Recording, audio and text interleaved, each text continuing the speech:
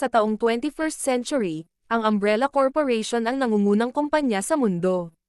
Ngunit ang hindi alam ng publiko ay ang Umbrella Corporation ay talagang gumagawa ng mga armas para sa mga hukbong militar, at iba pa at gumagawa din ng mga viral chemical para sa biological at chemical warfare.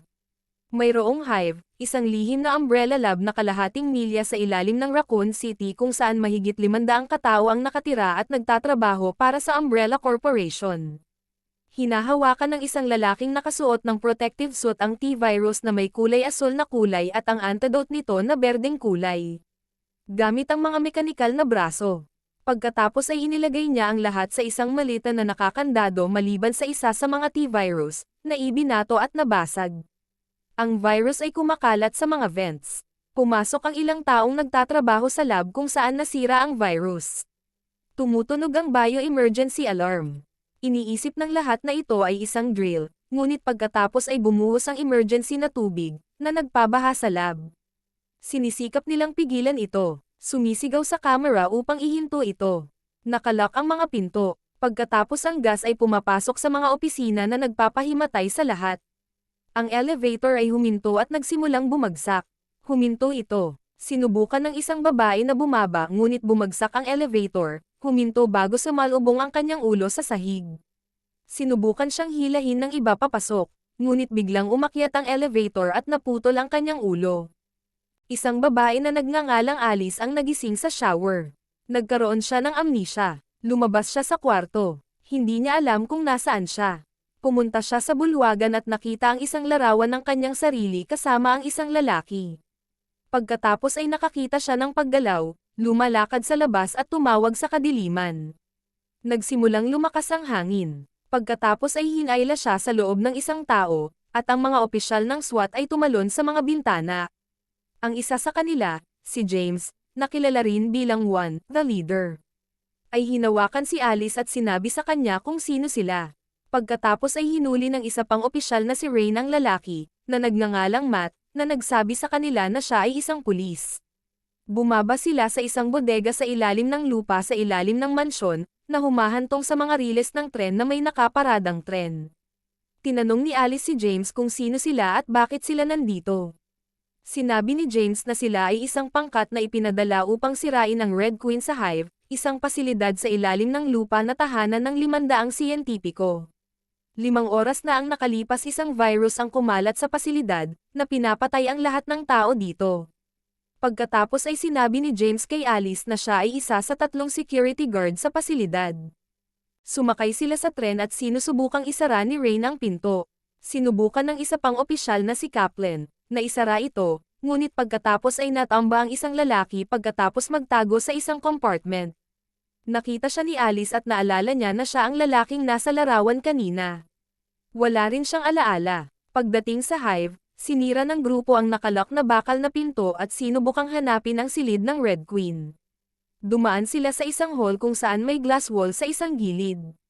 Sa kabilang panig naman ay ang binahang pasilidad.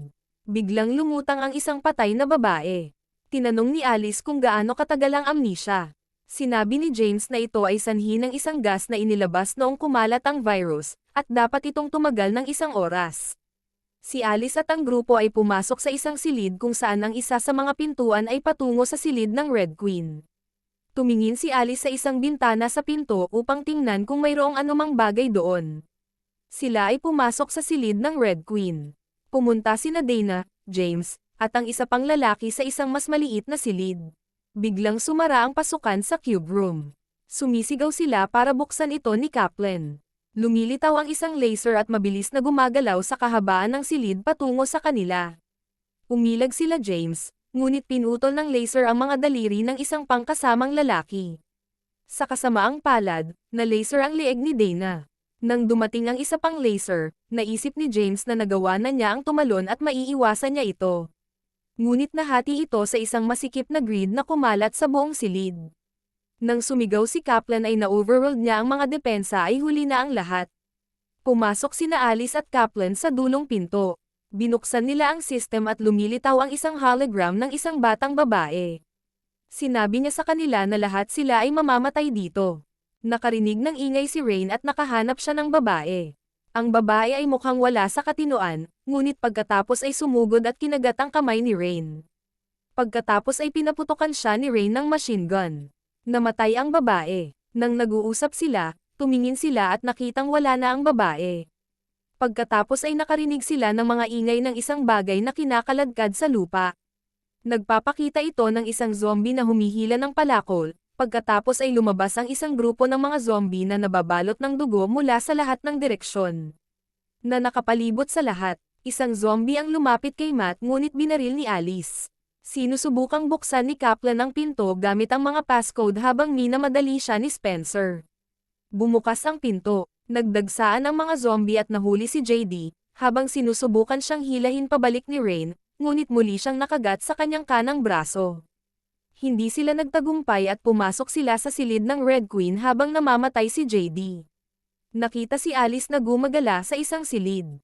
Napansin niya ang mga hawla na may mga butas sa mga ito. Na parang may nakawala dito. Napahinto siya nang makarinig siya ng ingay.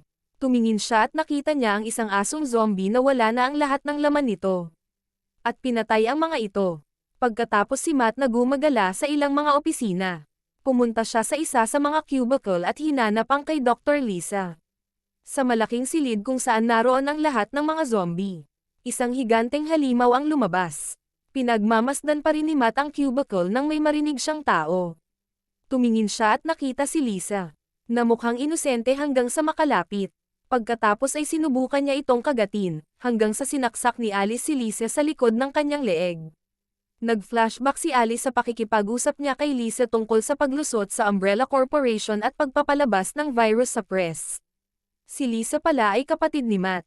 Hindi sila makatakas kaya bumalik sila sa silid ng Red Queen, kung saan tinanong nila ang hologram kung paano makatakas. Lumilitaw ang hologram ng maliit na batang babae, ang Red Queen, at sinasabi sa kanila ang lahat tungkol sa T-virus at kung paano siya napilitang i-lock ang pasilidad upang maiwasang makatakas ang virus at makontamina ang natitirang bahagi ng populasyon ng mundo. Ang T-virus ay idinisenyo sa mga lab ng Umbrella Corp sa Hive bilang isang eksperimento upang pahabain ang buhay. Maliban sa na-mutate ang virus at lahat ng mga tao na nakulong sa pasilidad sa ilalim ng lupa ay namatay at ngayon ay mga zombie na kailangang kumain ng buhay na laman. Ang sinumang makagat o makalmat ng isa sa mga zombie ay magiging isa rin. Habang ipinapaliwanag niya ang lahat ng ito, pinakita ang namatay na si JD na muling nabuhay. Si Rain ay nakagat na ng higit sa isang beses. Tinanong ni Alice ang Red Queen kung paano sila makakatakas at pumayag ang Red Queen na tulungan sila. Pumunta sila sa sulok at hanapin ang pasukan ng imburnal. Bumaba sila, ngunit pagkatapos ay lumitaw ang isang grupo ng mga zombie at inaatake sila mula sa magkabilang direksyon. Ang lahat ay umaakyat sa ibabaw ng mga tubo, ngunit sa proseso, si Kaplan ay nakagat sa binti habang si Rain ay nakagat muli sa kanyang magkabilang braso. Habang sinusubukang umatake muli ng isang zombified JD, pinatay siya ni Rain. Nakarating silang lahat sa kabilang panig maliban kay Kaplan. Sinabihan niya silang umalis. Naglagay siya ng baril sa kanyang bibig. Sina Alice ay narinig ang putok. Lumalabas, binaril ni Kaplan ng isang zombie at umikot siya sa gitna ng pipe na nakatayo ng patayo. Pagkatapos si Alice, ang mahina na si Rain, Spencer, at Matt ay naglalakad sa ilang corridors nang maisip ni Alice ang mga taong naglalakad at pagkatapos ay naisip niya ang lab. Nakatingin siya sa glass. Ipinapakita nito ang ilang siyentipiko na nag-inject ng T-virus sa isang kuneho at pagkatapos ay nagpapakita ito ng ilang berdeng likido. May bakuna. Sinabi niya kay Rain, na sa ngayon ay namumutla at halos hindi na makalakad. Pumunta sila sa kinaroroonan ng lab at ito ay baha. Naglalakad si Alice kung saan dapat naroon ang mga bakuna, ngunit wala na ang mga ito. Tapos may flashback si Spencer. Ipinapakita nito na narinig niya si Alice at ang pakikipag-usap kay Lisa tungkol sa pagnanakaw ng sample ng T-virus para ipaalam sa publiko ang mga karumal-dumal na plano ng Umbrella Corporation. Nagpasya si Spencer na sirain ang Hive bago maisa publiko ang anumang bagay. Nakita si Spencer na nag-operate ng machine ng mga virus, pagkatapos ay naalala na itinapon ang T-virus na sadyang nakahahawa sa pasilidad, pagkatapos ay naalala niya na siya ay nagmamadaling naglalakad palabas. Siya ang lalaki na nagnakaw ng T-virus at siya ang nakabunggo sa lalaking nagpakape, Pagkatapos ay lumabas siya sa pamamagitan ng tren. Napagtanto ni Alice na siya iyon at tumalon para sa baril. Itinutok niya ito kay Matt na hindi niya alam na may zombie sa likod niya. Kinagat siya ng zombie, tapos binaril niya ang zombie. Lumabas siya ng pinto. Pagkatapos ay nakita nila si Spencer na naglalakad papunta sa lugar sa trail kung saan niya itinago ang bakuna. Mag-i-inject na sana siya nang may marinig siya. Tumingala siya sa kisame kung saan makalipas ang ilang segundo. Isang dambuhalang halimaw, ang liquor, ang nakitang gumagapang sa kisame. Ang natarantang si Spencer ay nagtangkang tumakas, ngunit mabilis na nahold at napatay ng liquor. Sinabihan ng Red Queen si Alice na para makuha ang code para buksan ang pinto, kailangan niyang patayin si Rain, na nahawahan. Pagkatapos, si Kaplan, na inaakalang patay na, ay dumaan sa isang pinto. Masaya silang lahat hanggang sa bumalik ang liquor. Lumabas sila kung saan sila nakarating sa tren at nahanap ni Alice ang bakuna.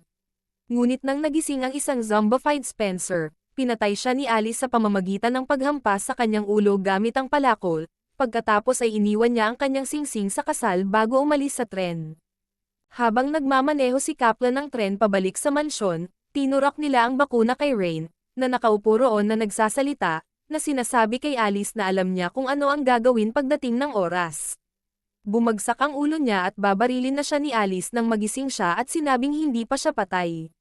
Pagkatapos ay kumakamot sa metal ang ilang kuko, na nagkakamot sa braso ni Matt. Pagkatapos ay bumukas ang pinto sa cockpit at namatay si Kaplan matapos siyang hilahin palabas ng liquor. Ang liquor ay pumasok sa tren at sinubukang patayin si Alice. Nabinaril ito sa ulo. Ngunit ang liquor ay patuloy na umaatake at ang dila nito ay bumabalot sa kanyang binti, na kanyang sinaksak. Sinabihan niya si Matt na pindutin ang button, ngunit pagkatapos ay nagising si Rain at naging zombie. Sinubukan niyang kagatin si Matt, na pagkatapos ay binaril siya sa ulo, na ikinamatay niya.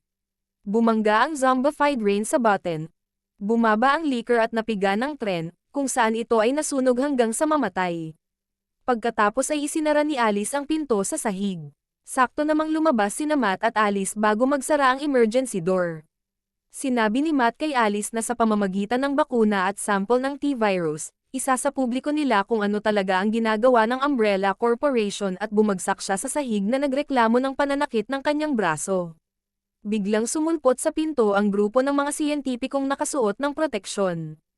Kinuha nila si Matt at sinabing ilalagay nila sa kanya ang programang Nemesis. Nakita nila na siya ay nahawahan at ang kanyang mga kalmo na sugat sa kanyang braso ay nagsimulang pumipintig. Pagkatapos ay kinuha nila si Alice at narinig ang pag-uutos sa kanya na ay quarantine para suriin ang T-virus. Naririnig na sinasabi nila na babalik sila sa Hive para malaman kung ano ang nangyari. Nagising si Alice sa isang puting silid na may mga tali na nakadikit sa kanyang ulo at braso. Tinanggal niya ang mga ito. Pagkatapos ay pumunta siya sa salamin at sumisigaw na palabasin siya. Isang bagay na hindi nakikita ang mukha ay naglalakad sa tapat. Pumunta siya sa pinto at kumuha ng karayom na idinikit niya sa pambukas ng door code. Nalaman niyang nasa Raccoon City Hospital siya at tila desyerto ang lugar. Naglalakad siya sa labas sa Raccoon City at nakitang nawasak ang lahat. Walang tao o katawan kahit saan. Ito ay nagpapakita ng isang pahayagan na may headline na, The Dead Walk. Ito ay maliwanag na ang T-virus ay nakatakas mula sa Hive at ngayon ay nahawahan ng buong lungsod. Pagkatapos ay pumunta siya sa isang inabandonang kotse ng pulis, nagnanakaw ng isang shotgun. Sa huli ay nakita si Alice na nakatayo sa gitna ng desyerto na kalye na pagkatapos ay ipinakita ang nawasak na lungsod. Maraming salamat sa inyong pakikinig. Please click like and subscribe.